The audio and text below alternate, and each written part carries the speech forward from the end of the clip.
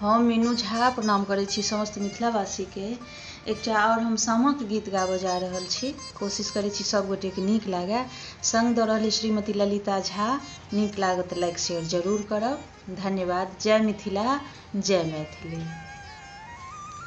प्रथम मास कार्तिक हे बहिना, प्रथम मास कार्तिक हे बहिना, करय चकेबा फेर सखे सब, आगा पाछा भेल,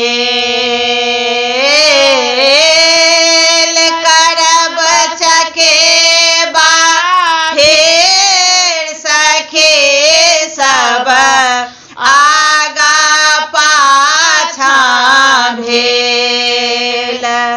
ककरो हाथ में बाँसक चंगेरा, ककरो हाथ में सामा चकेबा, ककरो हाथ में बाँसक चंगेरा, ककरो हाथ में सामा चकेबा।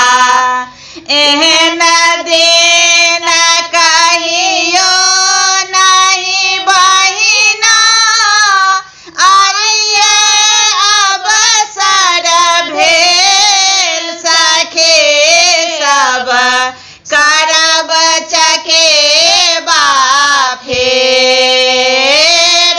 एहन दिन कहियो नहीं बहिना, आइए अवसर भेल सखे सब, करब चकेबा फेर। क्यों गाबै छथि शिव के नचारे, कियो पढ़ै छथि चुगला के गारे, क्यों गाबै छथि शिव के नचारे, क्यों पढ़ै छथि चुगला के गारे। वृंदावन में आग लगा के भैया के सुमिरन भेल सखे सब, करब चकेबा फेर।